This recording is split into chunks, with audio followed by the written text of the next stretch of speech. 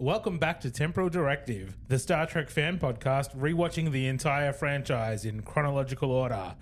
I'm Gary. And I'm Tom. And this week, we're watching Star Trek Enterprise's Oasis.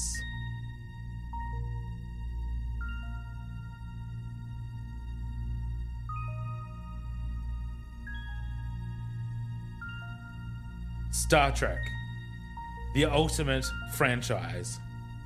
These are the podcasts of the Wakefield brothers. Their 16-year mission to watch every production, to seek out life lessons and new inspirations, to boldly watch like most fans have watched before.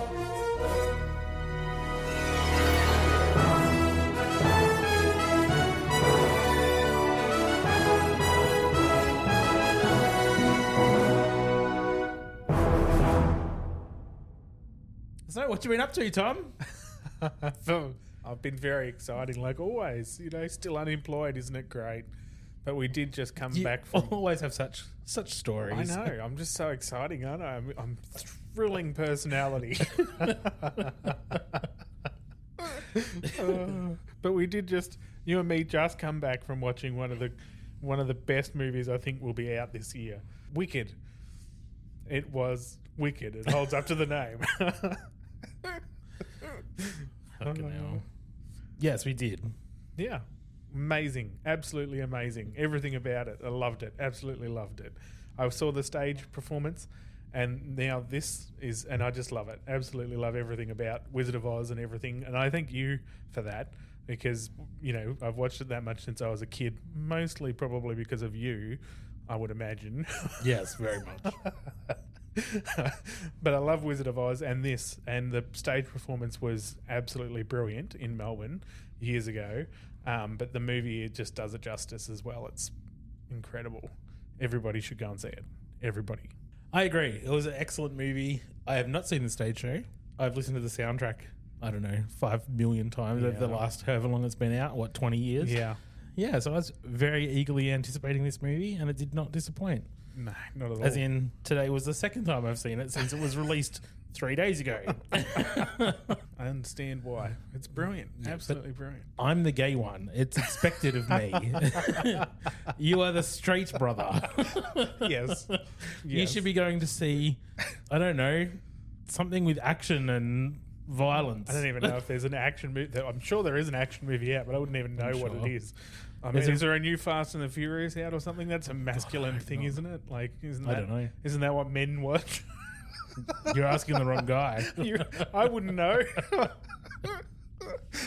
I am looking forward to Nosferatu at the end of the year. Yeah, okay. So yeah. I think that comes out. I think in America it comes out Boxing Day, and in Australia it comes out New Year's Day. So yeah, that should be good too. That would be good. Yeah. Anyway, yeah, we're not here to talk about musicals. Oh, we're not here to talk about horror. Damn. We are here to talk about Star Trek Enterprise's Oasis. Okay. Story by Rick Berman, Brandon Braga, and Stephen Beck. Teleplay by Stephen Beck. Directed by Jim Charleston, his only Star Trek directing credit.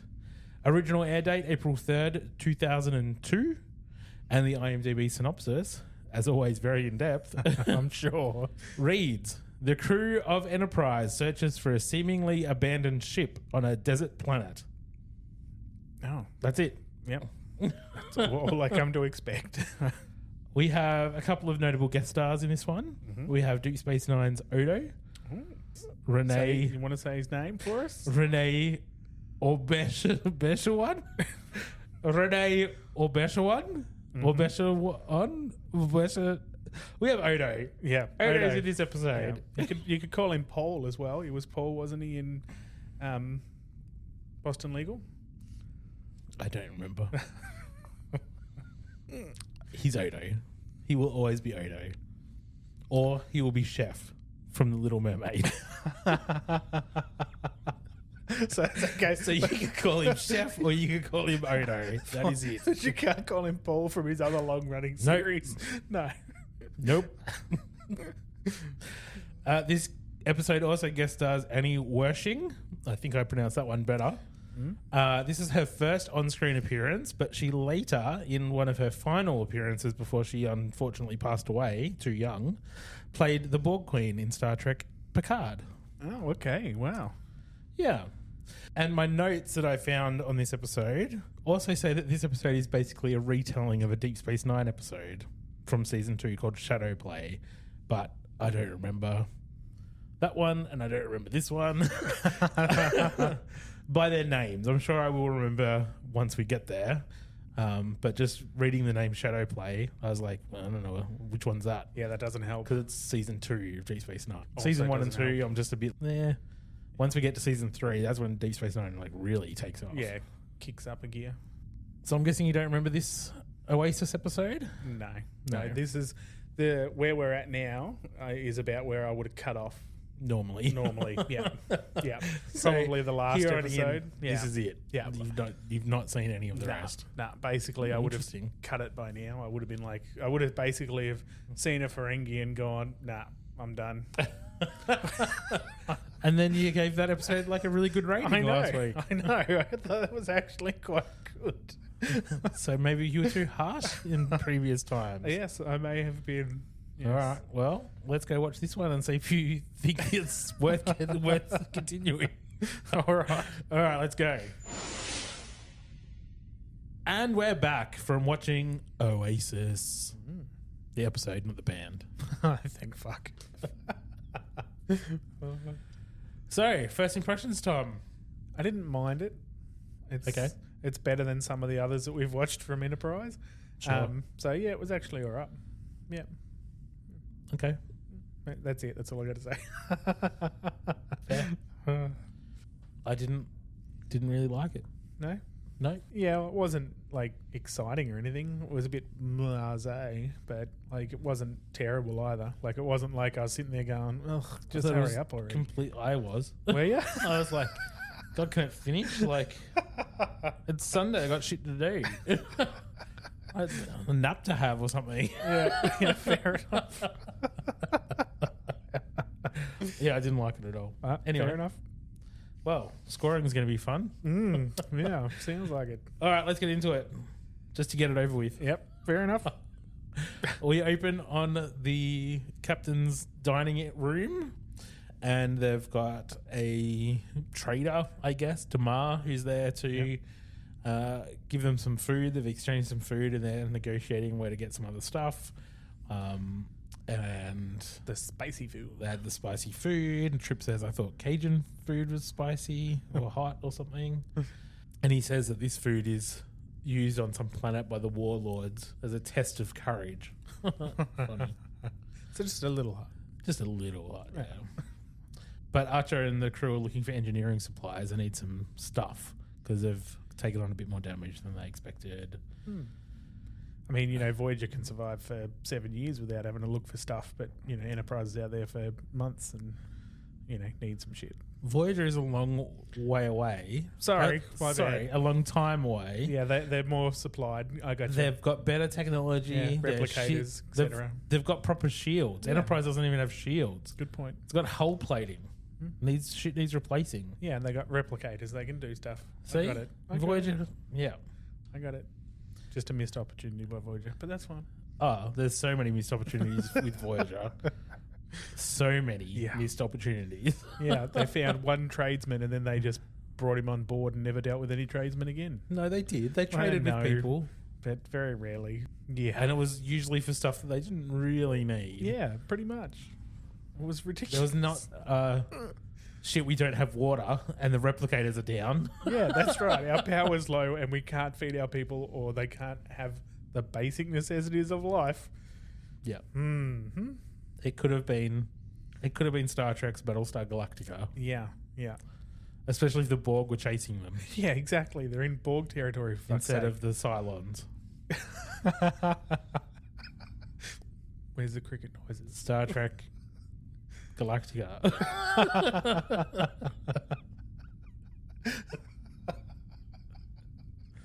Battlestar Voyager. Yeah, that's it. That's great. Funny. Anyway, my favourite part of this whole interaction is the exchanging of coffee in exchange for something, for information. I would give my soul for coffee if I didn't have coffee. You mean if you had a soul? Is that? Yeah, if I had a soul. But yes, I would do anything for coffee.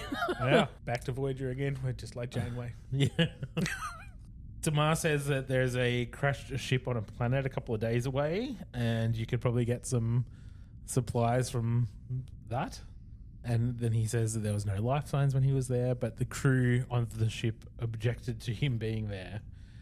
And they say, I thought you said they weren't alive. There was no life signs. There wasn't. Are you saying it's a haunted ship? Dun, dun, dun. Then it cuts to credits on that. Yeah. So we skip the credits. We cut back to the bridge, and they're scanning the planet. They find the ship. There's no power signatures, no life signs. It looks deserted. There's a big debate about whether they should go down or not. It's not that exciting if they decide to go down. What a shock. Well, they don't want to disturb the dead, Gary. It's haunted. Yes.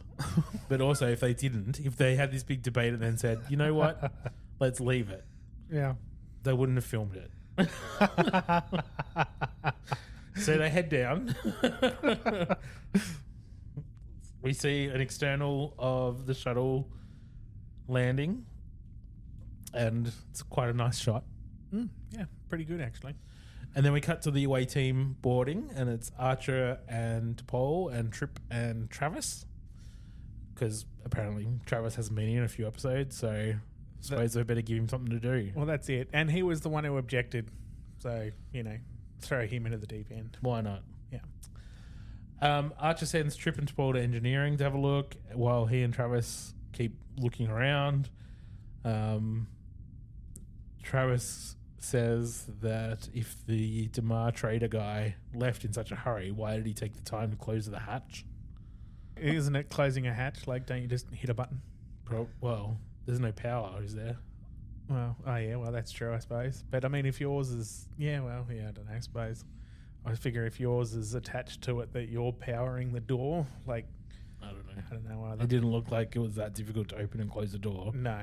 So, anyway. Strange. We cut to Trip and T'Pol in engineering. They hear a noise. Trip says he probably imagined it. T'Pol says Vulcans don't imagine. And then he talks about having the creeps and the heebie-jeebies. Yeah. Like, what? He got the heebie-jeebies.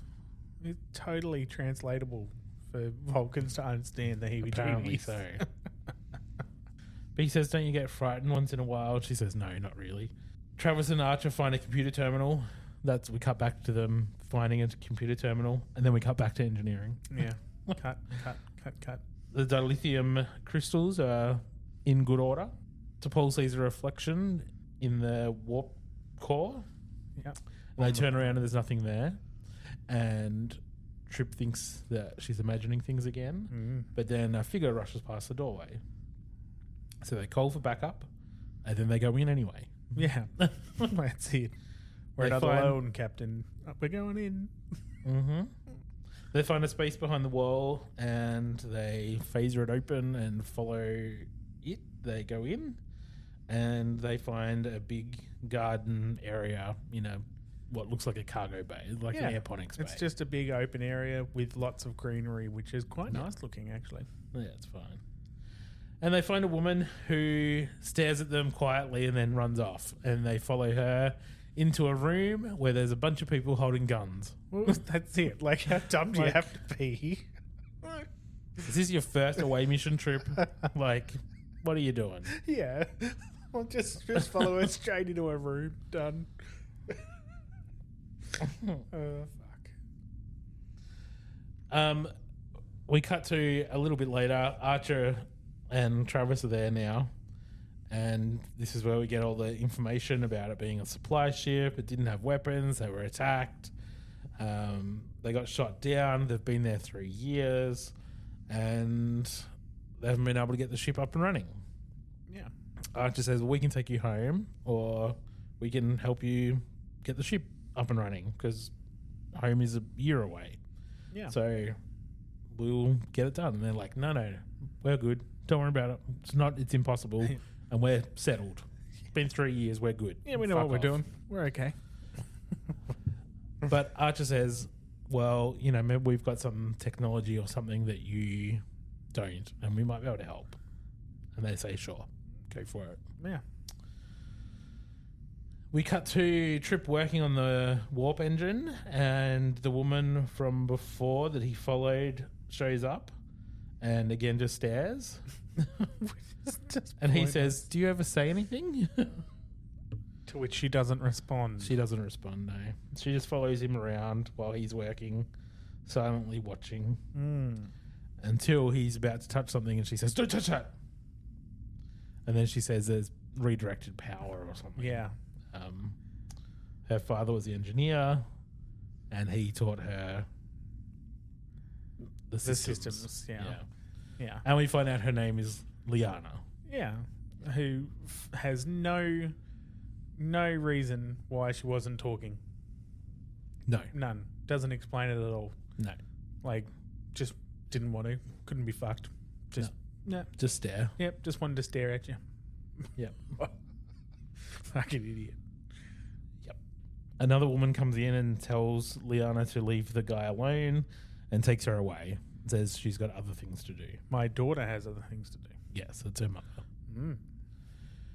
We come back from commercial, and Trip and T'Pol are examining the rewiring, and T'Pol makes a comment about Trip maybe appreciating her technical experience. And she's basically teasing him because last time he was working with an engineer on an alien ship, he came back to Enterprise pregnant.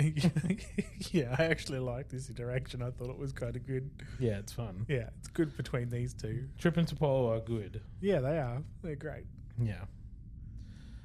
Liana enters and asks if they're hungry. She has brought them some food. T'Pol's like, nah. And says, I'm going up to the bridge to work on the relays. And so Trip eats some of the food and says that it's really good. And doesn't die of poisoning or anything else. Didn't scan it. Nah. Didn't check, but that's okay. Check. It was totally fine. Could have just died on the spot within seconds, but whatever. And she's just sort of staring at him the whole time. Back to her old form. Yeah. Three of the Kantaran men enter and say, maybe you could help us with something else, and take them into the main computer core. And then they say it looks like an optronic relay, at which point I'm like, oh, it's a holodeck. Yep. They're all holograms. Yeah. Instantly. Because any good Star Trek fan. Yes. We know what an optronic relay is. Yeah. We're not idiots. We're not Star Wars fans. Ew. Trip says he can probably fix it. He doesn't know that it's a holodeck. No. They don't know anything. No. Any Star Trek fan that's watching this would know that optronic relays are holographic relays. They're holographic equipment. Yeah. Anyway, Trip doesn't know, but he says that he can probably fix it because he's worked on something like this, but he needs to get some tools from Enterprise. And he offers to take Liana up to the ship so that he can buy her lunch in return for the meal that she gave him. And they debate whether to go or not, but of course she ends up going. Mm-hmm. So he can poison her this time. Yes, that's right. We cut to the bridge, and they're at that little briefing area at the back. Yeah. Does that have a name? I don't know. I don't think they've referred to it as anything. But I suppose it's just a information desk because it's got all the information on the table. So I guess. It's like a conference area. It is. Anyway, they're up there. There's a bunch of people up there. It's the situation location. Yes, there you go. And Reed has basically scanned and is suspicious because it's Reed. Yeah. And says that these people are up to something. There's no weapon marks on the ship where they said they were shot. There's not enough food in the airponics bay to keep them going. Liana and Trip arrive on Enterprise, and he's giving her a bit of a tour. they're making some conversation around meeting some of the other crew members. She wants to meet the Denobulan, Dr. Phlox. They talk about what planet was his favorite. He says, this one. Yeah. If you ask me right now, Just fucking hell. Boner already. Trip gets summoned to the captain's office and leaves Liana with a crewman saying that we'll meet in the mess hall later. That poor crewman didn't even get a line. No. Like he didn't even get a yes sir or any of that. You got to pay the extras if you Make him talk. make them talk. Ah, okay. You give them a line and you have to pay them more. Right. Yeah. So if you just let them say nothing, You pay them less. right.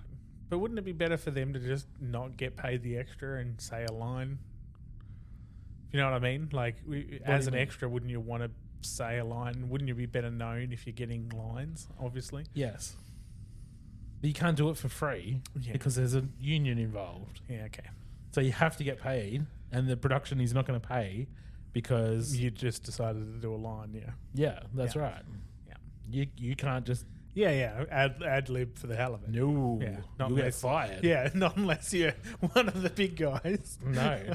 Well, even then, if you listen to the Delta Flyers... Yeah, I saw They a say- little thing lately on a thing with must have been Jonathan Frakes and that they were doing sitting around talking like we are, and he was talking about not ad libbing and stuff on Not stage, allowed. not really allowed. But they done something recently with the crossover episode with the animated series, Yeah. and that they done some sort of ad libbing and stuff. And he They thought it was can fucking now, in the new productions, Yeah. they can do that. But back in the Yeah. this era, in the next gen Deep Space Nine, Voyager, Enterprise era, Yeah. there was no ad-libbing. No, and that's what he allowed. was talking about. He was like, back when we were doing it, he was like, fuck, no, it wasn't going to happen. But he Nope. said it was so much fun being able to do that with them. Yeah. Yeah. So we cut to the captain's ready room, and Trip is there with Reed and the captain, and they're sort of grilling Trip to find out if Liana's been saying anything that might be suspicious. They tell Trip that they weren't attacked, that there must have been an accident, and that they've actually been down there 22 years, not 3. And that they found an escape pod in orbit, and Yeah. they're going to bring it on board. Mm. We cut to the cargo bay where they actually have an escape pod there, and they open it, and it's one of the men from the planet dead, Yeah. even though he was alive on the planet An hour ago. an hour ago, Trip says. It was a good, like it was done well. He looked pretty cool in the pod, like dead like that. Like, Yeah, it was a good corpse, I Yeah. suppose. Yeah, it looked pretty cool. But it was a shit escape pod. Yeah, it was. Yeah. It was weird. It's kind of blocky and... Yeah, it was all square and crappy. Yeah. Not to mention it doesn't function well because if it's sitting in orbit and not going down to No. a planet, it's like Can't break orbit. yeah, can't break orbit. Yeah, great job. Funny. We cut back to T'Pol on the Kantaran ship, and she's working on something, and she finds something because you can tell by her expression, even though Vulcans aren't supposed to be emotional. Yeah. You can tell that she's found something, and she gets up, and then we cut back to Trip, who's walking into the mess hall, and Liana is eating some ice cream, and then they spend a bit Way of too time much talking time. about ice cream and Rocky Road and what marshmallows are made of. But I do have a question. What's your favourite? Oh, I don't know. Rocky Road is pretty good. It's pretty bloody good, right? Yeah, yeah. I'd almost agree. It's got everything you need, right? Yeah. I don't mind a pistachio Yeah, right. as well. Yeah, yeah. Mm. Good choice. Good choice. He asks Liana, how long have they been on the planet? And she says, you've already been told. They've already told you this. And he says, well, the scans show that you've been here 22 years. Is there a reason that you would lie to us? Mm. And she says, I can't tell you. It's not me. Take me home. Yeah. Take me home, damn it. Yeah. So she doesn't want to lie, but she's not going to tell you anything either. Correct. It's like biggest just whiny thing in that. Yep. We cut to T'Pol roaming around the Kataran ship with her flashlight, and suddenly she's surrounded by people out of nowhere. Yeah. It's like look left, no one. Look right, no one. Look left again. There's people. Yeah. Yeah. It's almost like they materialize out of nothing. Nothingness. Surprising. Yeah. And you're right. It's like everyone that knows Star Trek knows exactly what the fuck's going on, and we're just waiting for the show to catch the fuck up. Like, Yeah. It was infuriating. Yeah. We cut to a little bit later, and Archer and Trip and I think Reed and Reed was there. Liana are back on the planet. They're bringing her home, and suddenly there's a bunch of people around, and they're like, take their weapons. Yeah. And they decide to hold Trip. They've already got to Pole. They take Trip, and they demand that Archer and Reed and everyone just leave. So everyone else has to go, but they're keeping Trip and T'Pol to keep working on the optronic relays. Yeah. Now, why do they really need Trip? Because he's the engineer, and he said that he's done some work on something similar before. You'd think the guy who's in charge of all this, Odo. yeah, Odo, you would think he would know what he's doing with the optronic relays and shit, right? You would think so. Probably better than Trip. You would think so, but he's the one that asked Trip for help. Yeah, I know, I suppose. Just I mean, it doesn't make sense. no, it but doesn't, right? It doesn't make any sense. He's been looking after it for 22 fucking years, and But now he needs someone who has no idea what this technology even is yeah, to help. to help. Yeah. Yeah, it's ridiculous. But anyway, whatever. Yes. I told you. This episode is sucks. There is a short scene with Liana and her mother in the garden area talking about the people and how they're going to be gone soon and that'll be better. It's really unimportant. But we cut back to Archer and Reed, who are on Enterprise, and they're manning the shuttles to go down and raid the Kataran ship and get their people back. Yep. Then we cut into the optronic relay area again, and Trip is being guarded by the Dead guy. dead guy. He makes a comment about, how can you be up on Enterprise as a corpse and now you're here? Like, that's, what are you, magic or something? I don't yeah, know. He it's a makes good some trick. What's your next one? Yeah, exactly. Yeah. Liana comes in and asks the dead guy to leave, and he does. And she says, they do what I say. Mm. Oh, right. It's pretty handy. Yep. And then she tells Trip that when you said that we might be ghosts, you weren't too far off the mark, basically. Yeah. And then it cuts to Archer and the raiding team sneaking through the ship. There's a bit of a firefight. There's a Kataran that comes through a wall. The phasers go right through the guys. Yep. Shooty, fighty. That's it. And Trip asks Liana to help. She starts pulling out the relays from the panel, and everyone starts to disappear out in the corridors. Yep. And then Odo, her father, steps out of the shadows and faces Archer and the crew, and it fades to black. We cut back from that commercial. And Liana and Odo... he's Odo. I'm sorry. Yeah, well, you can't not see it. I can't even remember what his actual character's name is because I didn't write it down because I just wrote Odo every time he showed up. Yeah, that's fair. That's So- good enough. Liana and Odo are sitting down filling in the actual story of what happened. Yep. And saying that they were on their way home. There was an ion storm. He was the engineer. She was basically a baby and was on one of the lower decks, and they realized it was going to crash. He went down to get her, but that means he left his station and the ship blew up and half the crew died and it was a mess. Yeah. But pretty much him and Liana were the only survivors. So he buried everyone out on the hills and he created this holographic version after a couple of years of not being able to get the ship up and running. He created this holographic version of the crew who have now been family and friends for the last 20 years. Yeah. Which I suppose if you can't get the ship running, you got to do something, I suppose. I guess so. I mean, the communications were still working. Well, clearly. You could have just sent out a distress call or whatever, SOS. Yeah, instead of just putting a dampening field around and not letting anyone find you ever. Yep. Might have been helpful for your people to be able to go, shit, they didn't show up for their deliveries and shit, so let's go find them. Oh, it's a big empty ship now. There's no one on it. Let's drive past and see if we can find anyone. No one there. Let's keep moving. makes no sense. None.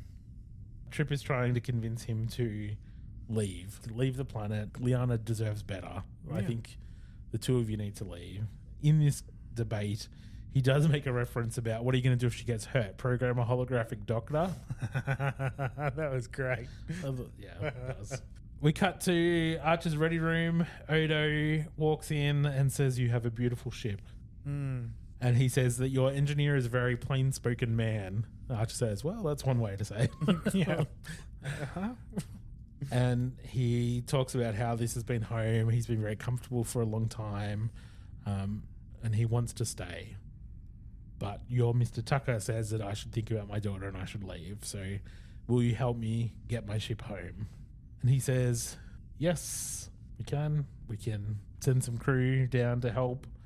And he says, all I need are these few parts and I can get my crew to repair the ship. They've been programmed to do that. Yeah. Actually been ready for that. Yeah. And Trip comes down to the planet. Everyone, all the holograms are back up and running and they're all working diligently to get the ship repaired. Yeah. Trip enters with a protein resequencer and says that it's been programmed for ice cream for Liana. I don't know why you're stumbling. You've said it right the rest of the time. I know. Now I'm like, what's her name again? Anyway, it's programmed for ice cream. They kiss. He says, maybe I'll see you out there or some shit. And then it wraps up. Yeah, that was it. Yeah. Thank God. But only 5 flavors. Only 5 flavors, but good ones, including Rocky Road. Of course. And that was the end. Now that we talked through it, what did you think? You thoroughly enjoyed it. I can tell just by the look on your face. Yeah. That was thrilling for you, wasn't it? Yep. I mean, it's probably not one of the worst. No, It's not. just forgettable. It's just unoriginal. It's just boring. It's it was certainly, boring. It's certainly It was unoriginal. filler. Yeah, filler's the word, definitely, because it's I think you said at the start on the intro, right, was that it's a retelling of another story, and it very much so is a retelling of one we've already seen, essentially, with exactly the same holographic theory and all of that kind of stuff as well. So it was almost unnecessary to even have the episode, which makes it completely shit, really. But it wasn't too bad. Like I've seen worse episodes, even in Enterprise. Like the characters were fine. I've seen worse episodes as well. Yeah. This is just rubbish. This is not one that I would watch again. No, it's not what I'd go back to. What's the life lesson in this one? Get over your shit and move on, because he made a mistake and couldn't move past it. Put himself in a bubble, literally, and dragged down his daughter. Like Glinda. She puts herself in a bubble too.